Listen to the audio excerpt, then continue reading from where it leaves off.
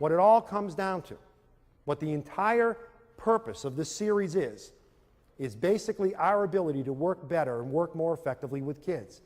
And whenever anybody comes to a workshop like this, somewhere in the beginning, middle, or end of the workshop, the speaker says, you've got to work on the child's self-esteem. How do you do that? How do you build the child's self-esteem? Well, I've come up with an analogy that I think works. In order to build a child's self-esteem and work on a child's self-esteem, I would ask you to think of self-esteem as being poker chips. Self-esteem is basically poker chips. If you've got a good self-esteem, a strong self-esteem, you've got a lot of poker chips.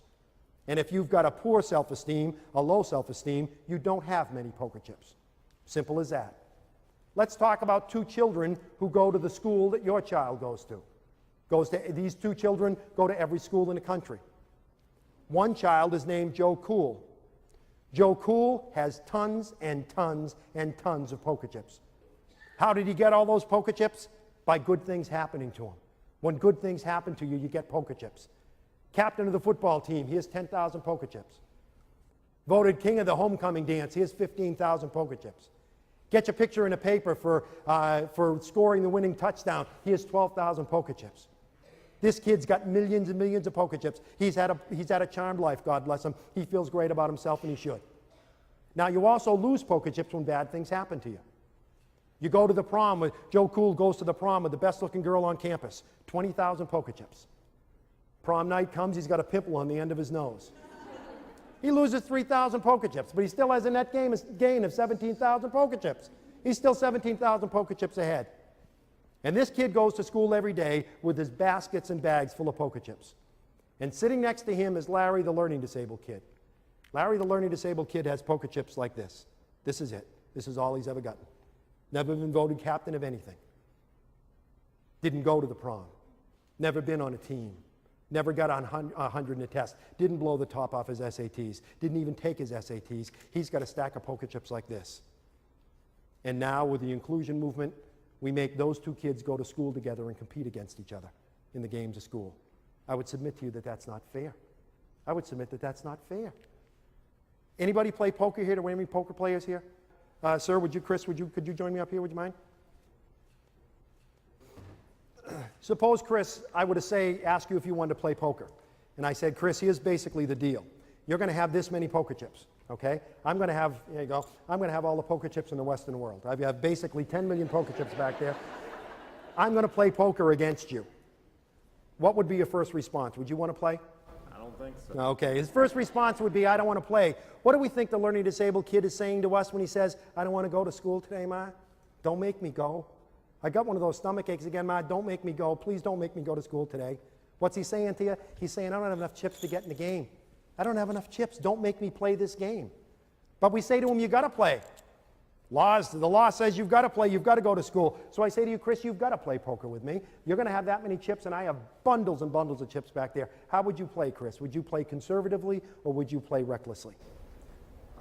Probably reckless. Probably recklessly. He would be one of those that would say, I'll bet the whole thing. I don't care.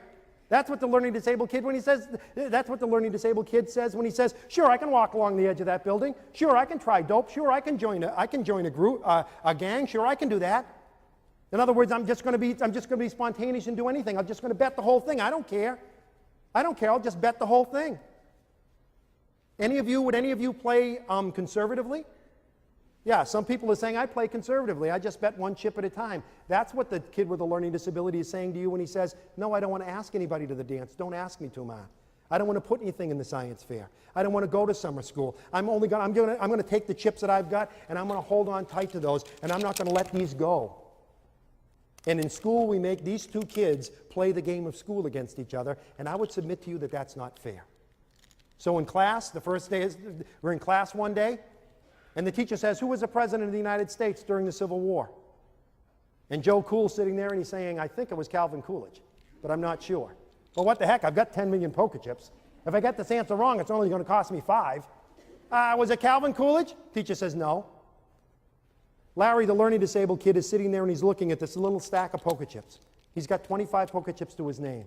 And he's thinking, I think the answer is Abraham Lincoln. I think the answer is Abraham Lincoln, but I just don't dare answer. I don't dare respond because I have another game I've got to play at lunch. You see, yesterday when I went to lunch, I gave the lunch lady, the one with the hairnet and the tattoo, I gave the lunch lady a $20 bill, and she only gave me change for a 10. And my father said, don't you come back without that extra $10. You go to that lady and you tell her she gave you the wrong change. And he's thinking, that's going to take me 25 chips. It's going to take 25 chips for me to go and ask that lady for my money back. So I don't dare play in this game, because if I lose the chips, I won't have enough to play in the game I've got to play at lunch. And the teacher says the right answer is Abraham Lincoln. And Larry goes, oh, I should have done it. I should have done it. The reality is that the self-esteem of our kids, the problem with the self-esteem of our kids is they just don't have enough poker chips. The solution is to give them poker chips. How do you give kids poker chips? How do you build their self-esteem?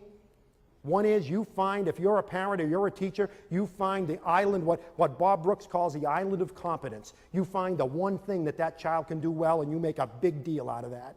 You celebrate that. You make that very important. If you're a mom and the only thing your child knows how to do is use a Phillips head screwdriver, every Thursday before he gets off the bus, you loosen every bloody screw in the house.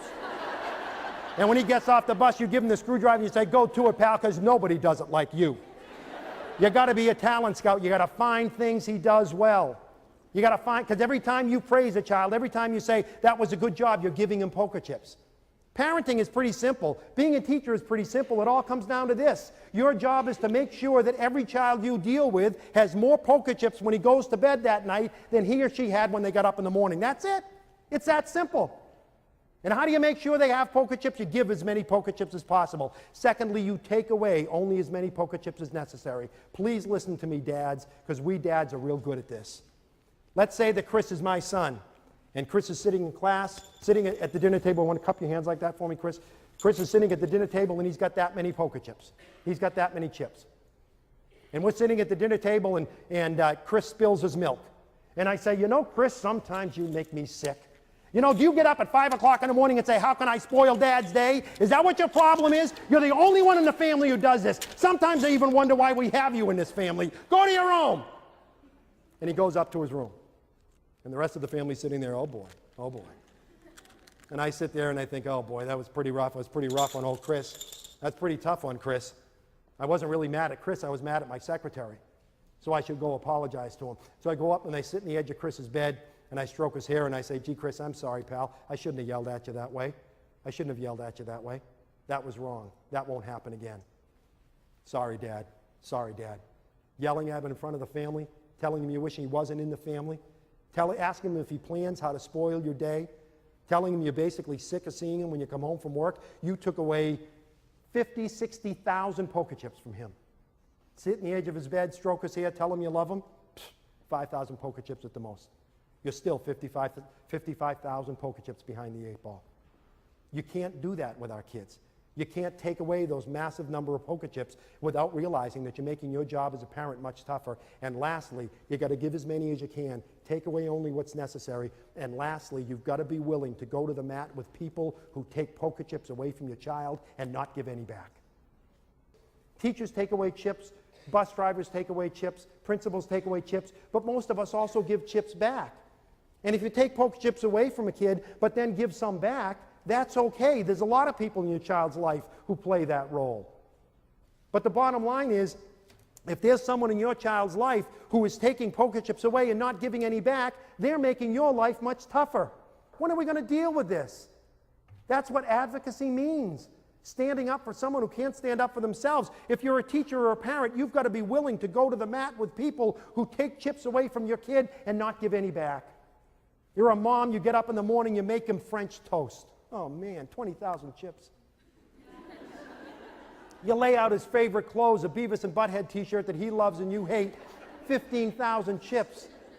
You put his books at the door ready for him to go out the door, 10,000 chips. You warm up the maple syrup, oh my God. You warm up the maple syrup, another 5,000 chips. You have a nice breakfast with him, you give him a big kiss, and you send him out the door with a great big hug and kiss, and 50,000 brand new poker chips. And he steps on the school bus, and the school bus driver says, well, here's the retard. You might as well stay at home. You might as well stay in bed, Ma. You might as well have stayed in bed. Because that one comment took 60,000 chips away from your son. 60,000 chips away like this. You might as well have stayed in bed, because all the chips that you gave to your child were just taken away. Being a parent, being a teacher is not all that complicated. It's all a matter of poker chips. None of us want to think about what happens to a child at 18 and 19 years old that doesn't have enough poker chips to play the games of life. You know how many poker chips it takes to ask for your first job? You know how many poker chips it takes to ask someone to marry you? Thousands and thousands of poker chips. One of the reasons that many adults with learning disabilities have problems, they just don't have enough poker chips to get into the games of adult life. And when you don't have enough poker chips, suddenly suicide begins to make sense, drug abuse begins to make sense, gangs begin to make sense. Our job is as simple as this, to make sure that every child who crosses our paths has a parent or a teacher, every child that crosses our paths has more poker chips when he goes to bed that night than when he gets up in the morning. It's that simple. And hopefully this has helped. Thank you very much.